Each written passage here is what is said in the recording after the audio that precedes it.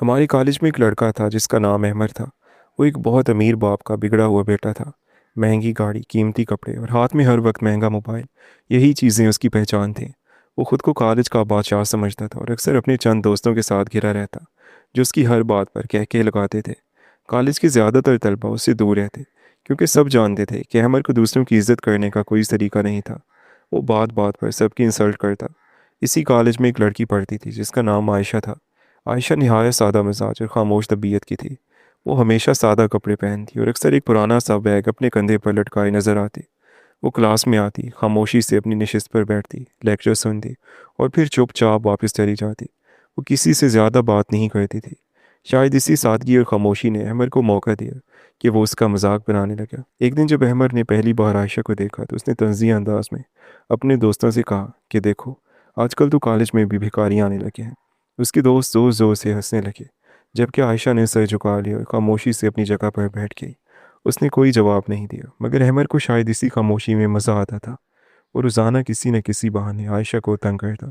कभी उसके कपड़ों का मजाक उड़ाता, कभी उसके पुराने बैग का। एक दिन तो उसने सबके सामने कहा कि लगता है तुम यहाँ पढ़ने नहीं आई बल्कि खैरात लेने आई हो। क्लास में मौजूद चंद तलबा को ये बात बुरी लगी, मगर कोई अहमद के सामने बोलने की हिम्मत नहीं करता था। आयशा हमेशा की तरह खामोश रही और अपनी किताब खोलकर पढ़ने लगी। वक्त गुजरता गया, मगर अहमद की आदत नहीं बदली। वो रोज़ाना किसी न किसी तरह आयशा को जलील करने की कोशिश करता।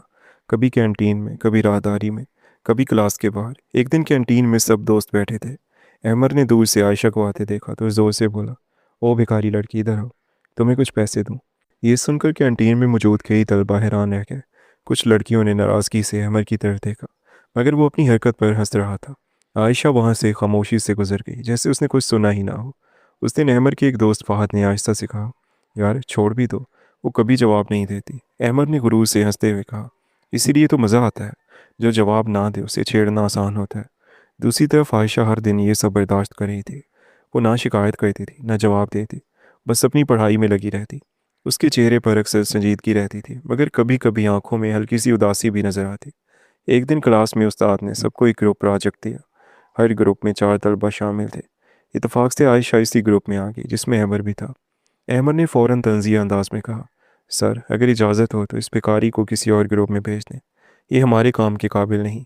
उस्ताद ने सख्त लहजे में कहा, यहाँ सब तालिब इल्म बराबर हैं, किसी को हक नहीं कि किसी की तौहीन करे। क्लास में खामोशी छा के अहमद ने बेदिली से सर हिला दिया, मगर उसके चेहरे पर नाराज़गी साफ नज़र आ रही थी। प्रोजेक्ट के दौरान सबने महसूस किया कि आयशा बहुत ज़हीन है। वो हर सवाल का दुरुस्त जवाब देती थी और प्रोजेक्ट के लिए बेहतरीन आइडियाज़ देती थी। फ़ाद ने एक दिन हैरान होकर कहा, तुम तो बहुत ज़हीन हो, फिर तुम हमेशा इतनी खामोश क्यों रहती हो? आयशा ने हल्की सी मुस्कुराहट के साथ कहा, खामोश रहना कभी कभी बेहतर होता है। अहमद ने तंज़िया हंसी के साथ कहा, हाँ, क्योंकि बोलने के लिए भी इत्मीनान चाहिए होता है। मगर उस दिन भी आयशा ने कोई जवाब नहीं दिया। चंद हफ्तों बाद कॉलेज में एक बड़ा फंक्शन होने वाला था। हर साल की तरह इस बार भी कॉलेज की सालाना तकरीब बड़ी धूमधाम से मनाई जानी थी और शहर के कई मुअज़्ज़िज़ लोग भी मदऊ होते थे। तलबा में बहुत जोशो खरोश था। अहमद भी इस फंक्शन के लिए बहुत पुरजोश था, क्योंकि वो हमेशा स्टेज पर आकर ख़ुद को सबसे नुमायाँ दिखाने की कोशिश करता। उसने अपने दोस्तों से कहा, देखना इस बार भी सबकी नज़रें मुझ पर होंगी। फंक्शन वाले दिन कॉलेज को बहुत खूबसूरती से सजाया गया था। हर तरफ रोशनियों की चमक थी। तलबा और असातिज़ा सब खुश नज़र आ रहे थे। अहमद महंगा सूट पहन कर आया था और ख़ुद को बहुत आम समझ रहा था। वो अपने दोस्तों के साथ खड़ा हंस रहा था कि उसी वक्त उसकी नज़र दूर खड़ी आयशा पर पड़ी। वो आज भी सादा लिबास में थी। अहमद ने अपने दोस्तों से कहा, देखो, आज भी वही भिखारी लड़की आ गई, शायद जहाँ भी खैरात लेने आई है। उसके दोस्त हंसने लगे, मगर इस बार कुछ तलबा ने नाराज़ी से उसकी तरफ देखा। फंक्शन शुरू हुआ।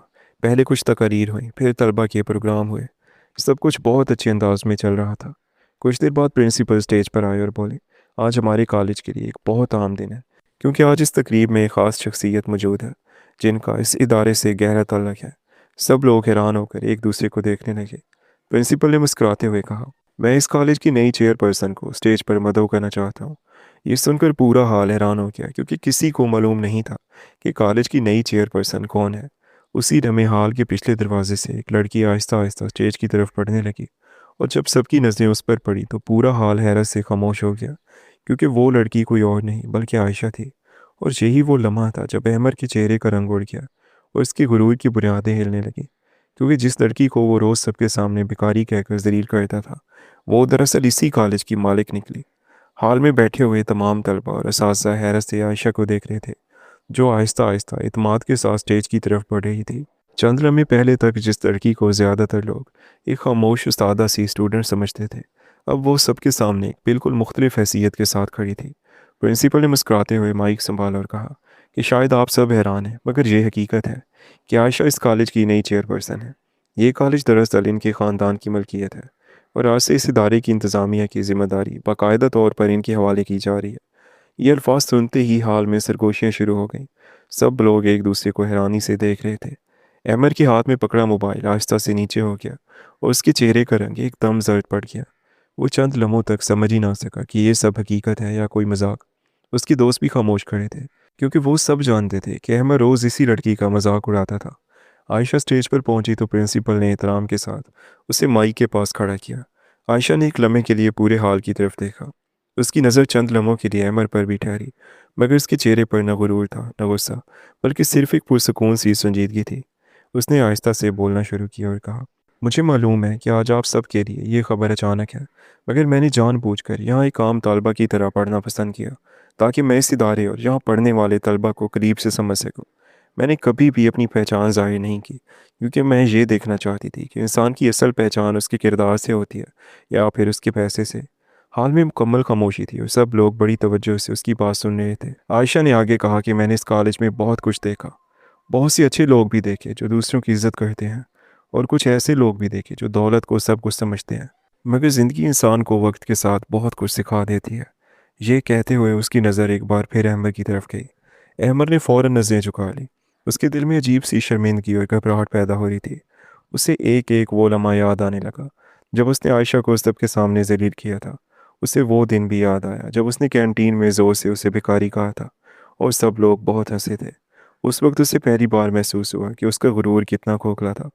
आयशा ने अपनी बात जारी रखते हुए कहा कि मैं यहाँ किसी को शर्मिंदा करने नहीं आई, बल्कि सिर्फ एक बात याद दिलाने आई हूँ कि इज़्ज़त कभी दौलत से नहीं मिलती, बल्कि इंसान के रवैये से मिलती है।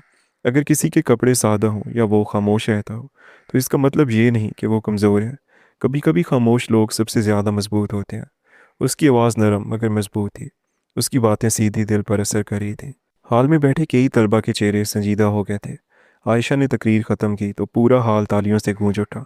अहमद ने पहली बार महसूस किया कि आज वो खुद को सबसे छोटा इंसान समझ रहा है। फंक्शन ख़त्म होने के बाद तलबा आहिस्ता आहिस्ता बाहर जाने लगे। अहमद वहीं खड़ा रह गया, जैसे उसके कदम ज़मीन में जम गया हो। उसके दोस्त भी खामोश थे। फ़ात ने आहिस्ता से कहा, यार हमें नहीं मालूम था कि वो इस कॉलेज की मालकिन है। अहमद ने धीमी आवाज़ में जवाब दिया, मसला ये नहीं कि वो मालिक है, मसला ये है कि हमने उसे इंसान भी नहीं समझा। कुछ देर बाद आयशा स्टेज से नीचे आई और हाथ से बाहर जाने लगी। अहमद के दिल में अजीब सी बेचैनी थी। उसे लग रहा था कि आज अगर उसने माफ़ी ना मांगी तो शायद वो सारी ज़िंदगी खुद को माफ़ नहीं कर सकेगा। वो हिम्मत जमा करके उसकी तरफ बढ़ा। उसके कदम भारी थे और दिल तेज़ी से धड़क रहा था। जब वो आयशा के करीब पहुंचा तो चंद लम्हे खामोश खड़ा रहा। फिर आहिस्ता से बोला, आयशा, मैं तुमसे माफ़ी मांगना चाहता हूँ। आयशा ने पुरसकून अंदाज में उसकी तरफ देखा, मगर कुछ भी नहीं कहा। अहमद ने नज़रें झुका कर कहा, मैंने तुम्हें बहुत तकलीफ़ दी है आयशा।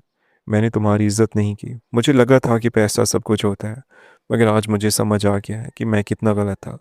उसकी आवाज़ में पहली बार गुरूर की जगह सच्ची शर्मिंदगी थी। चंद लम्हे खामोशी रही। फिर आयशा ने आहिस्ता से कहा, अहमद, इंसान की असल पहचान उसकी गलती नहीं बल्कि ये होती है कि वो अपनी गलती को मानता है या नहीं। अगर तुम्हें वाकई अपनी गलती का एहसास हो गया है तो यही सबसे बड़ी बात है। अहमद ने हैरत से उसकी तरफ देखा, जैसे उसे उम्मीद ना हो कि आयशा इतने सुकून से बात करेगी। आयशा ने हल्की सी मुस्कुराहट के साथ कहा, ज़िंदगी सबको सिखाती है, कभी अल्फाज से और कभी हालात से। आज शायद तुमने भी एक सबक सीख लिया है। ये कहकर वो आहिस्ता आहिस्ता आगे बढ़ गई। अहमद वहीं खड़ा उसे जाता हुआ देखता रहा। उसके दिल में पहली बार गुरूर की जगह एक अजीब सी आजिज़ी पैदा हो चुकी थी। उसे महसूस हो रहा था कि आज उसकी ज़िंदगी का सबसे बड़ा सबक उसे मिल गया है। दौलत और ताकत का गुरूर चंद लम्हों में ख़त्म हो सकता है, मगर इंसानियत और इज़्ज़त हमेशा बाकी रहती है। उस दिन के बाद कॉलेज में बहुत कुछ बदल गया। अहमद भी बदल गया। अब वो पहले जैसा मगरूर लड़का नहीं रहा था। वो अक्सर खामोश रहने लगा और दूसरों के साथ इज़्ज़त से पेश आने लगा। तलबा को भी हैरत होती थी कि वही अहमद जो कभी दूसरों को ज़लील करता था, अब सबसे नरमी से बात करता है। शायद वक्त ने उसे वो सबक सिखा दिया था जो कोई नसीहत कभी नहीं सिखा सकती। और इस सब की वजह वो खामोश लड़की थी जिसे वो कभी भिखारी कहकर पुकारता था, मगर दर हकीकत वही लड़की सबसे ज़्यादा अमीर निकली। अगर स्टोरी अच्छी लगी हो तो वीडियो को लाइक और चैनल को सब्सक्राइब कर दें। अल्लाह हाफिज़।